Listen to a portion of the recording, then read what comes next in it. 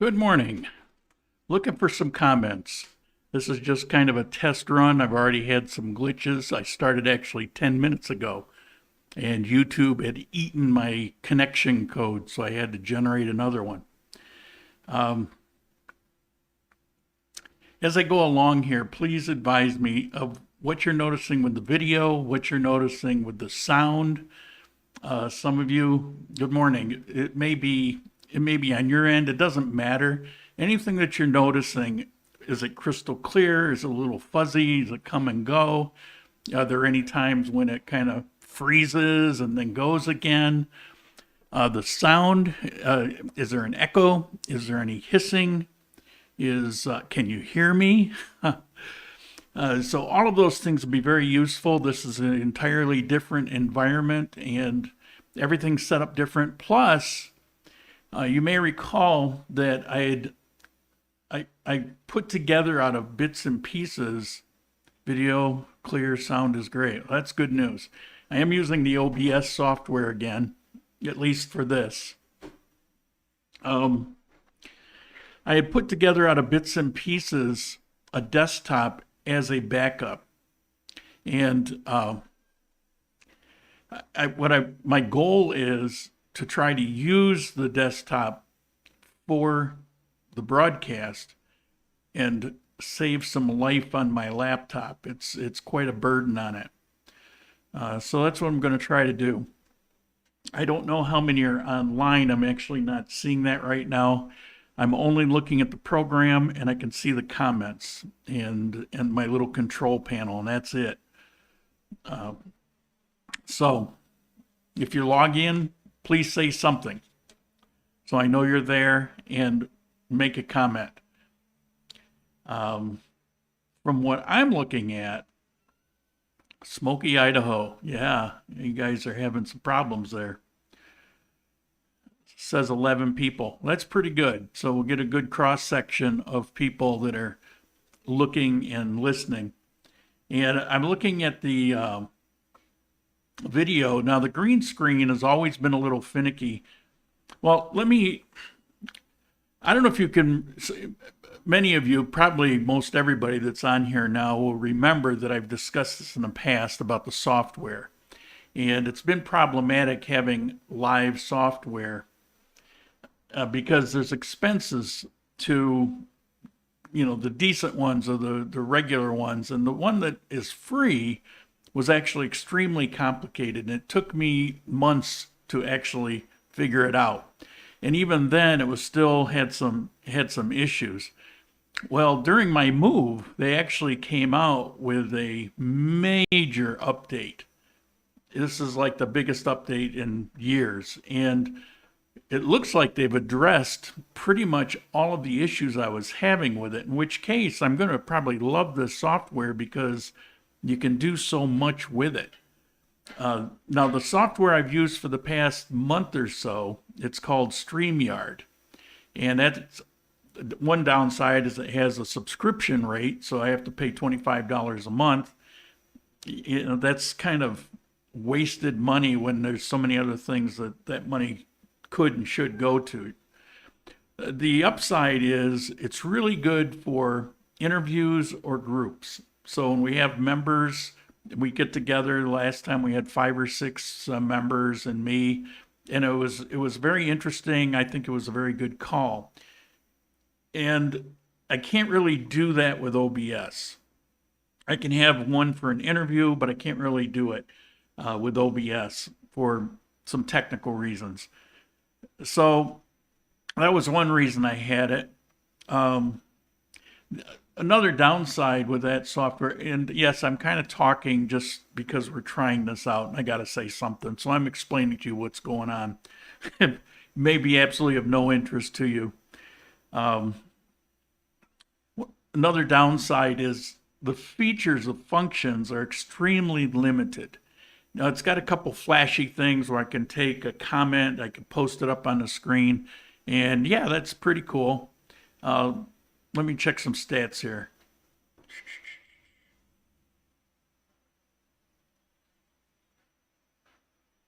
See, when I lean forward, the green screen went a little crazy in the bottom corner there. Look at that. Watch.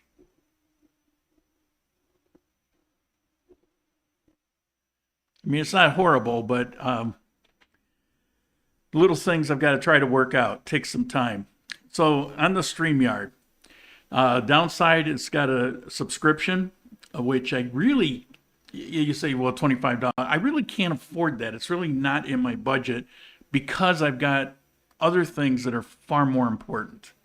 And I was saying that the abilities are limited. So it's nice that I can flash up on the screen your comments. So if you say, what about StreamYard, which is what I'm talking about, I can put that up on there, and that's pretty cool. But it's not really all that necessary. It is a nice little thing. I like it, and I understand that if I want to spend a month figuring it out, I can probably do it on OBS. But there's so many other things that are limited. For example, if I show you a video clip of something, I went downtown and there was a police that pulled over a guy and there was I can't talk during that clip, so I can't explain it. So what I have to do is I have to process that clip and put a voiceover on it before I put it in.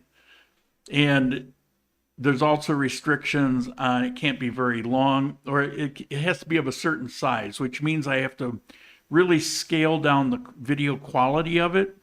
And if I talk, that adds to that. And so it becomes, maybe I could do a 30-second clip. Well, maybe it needs to be 2 minutes. So that's problematic. And it's also a lot of extra work. Instead of just taking the clip here, I can just click on it, it'll pull it up as a source and it'll show it, and that's it. So even though this software is very complicated, there's aspects of what it can do that are awesome. Police like Rochester, I'm from Rochester, or in the country in Bristol. If any of you know, I've lived Honeoye, Bristol, Hemlock, that entire little region of the north part of the Finger Lakes, which is just south of Rochester, but I lived and worked there. Why do I care? You probably don't care. As I said earlier, I'm only testing out this broadcast, and so I'm just rambling on about some things about this. This is not for information. This is not a regular coffee time. I'm only looking for feedback on what you have, and I'm trying to get this to go about 10 minutes or so, long enough where I can get a record of the broadcast, which I can study later to look and see if I had any problems or glitches. Basically a chart that will show me with the numbers of how that broadcast went. And that is primarily because I'm trying to use this desktop, as I said earlier, instead of the laptop, to save the life of the laptop. It's really been tough on it, and it would be much better to use the desktop. Plus, with the desktop, I've got a pretty good size, it's 22-inch screen, so I can read things off the screen without me having to, which you've seen me have to do many, many times. So, I have a lot of reasons to try to make this successful. What else? Oh, the other thing about StreamYard is 2 or 3 times in recent broadcasts, it doesn't tell me anything on my end, but people would notice that the video would kind of get fuzzy or out of focus, or just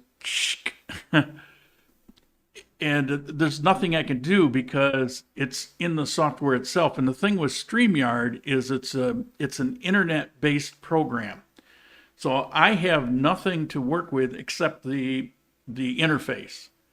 So I can pick the things I want to do and when to start and when to finish, but I have no control over anything it does. I have no control over how it handles the microphone, where with OBS, I can make tons of adjustments. I can put various filters on it, and I can't with a StreamYard. And that's a serious problem if the camera keeps glitching. Now, the last time it glitched, but it cleared up. The time before it glitched, and it remained that way. I mean, I go back and I review it, and it's like, it's really unwatchable. But then when I put something else on, that was crystal clear. So it was having an issue with the camera. So I go on the forum and I take a look, and a lot of people have that same problem. So those are all the reasons why I really would like to get away from StreamYard. Audio is good. Video has some fuzziness around the edge for me. For example, two-prong arm looks like it's moving in. Yes, thank you for pointing that. I noticed that as I was talking. That is the green screen setting, so I've got to give that a few more tweaks. It's really, really sensitive.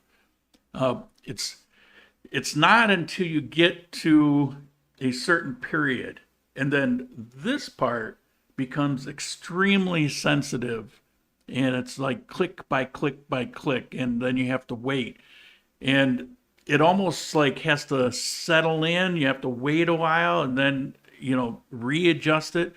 I spent about an hour and a half for where we're at. Once I get it dialed in, I should be fine.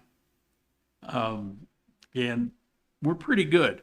Now, the one thing I will say is on the edges, outside of that waviness, like in the bottom corner below that arm, here, backwards, right here, that little darkness, that's actually in that photo background. Also, along the side here, that's in the photo background. But you see, okay, my finger looks fine there, but I move it into the white. There's a black line around the finger. That's in the green screen. And hopefully I can get that out. Now, OBS isn't the best in the world with green screen, but it did improve. I'm having a lot less problems with it. Now, even with this rough adjustment, it's operating better than after I had used it for a number of months with the older version. So good eye. Appreciate that. All right, I think we've gone long enough to generate some information. Any other comments, anything else you're seeing that I need to work on? I will get to play back. I'm recording this. I'll get to play it back. The problem is it shows it to my computer. It's not pulling it off the broadcast. So you may see things that look perfectly fine here. Okay, last call. I hope I didn't waste anybody's time. I mean, this, I tried to put out enough notice. Here's Buenos dias from Tampa Bay, Florida. Sounds good so far, my friend. Keep the good work. Thank you. Appreciate it. I don't know if I missed anything else. Nope, that's it. Okay. I'm working on the video for moving. It's going to be in a number of installations because I've got, locating a new place, advising the current landlord, moving help, truck, things like that, changing your internet, scheduling everything, plan moving day at least a week in advance, notify the new place, old place, the movers, TV support people, internet. I'll explain all of this stuff. And then 6, moving day. I'm going to go through all of that. And I may dedicate, there's something that's occurred to me. It occurred with me before, or I should say occurred to me before, in Ecuador. And it was something that I really hated about my time in Ecuador because it came up a lot there. It has only come up here in two situations, and both of them happened during this move. And it takes normal life and turns it into like a short-term nightmare.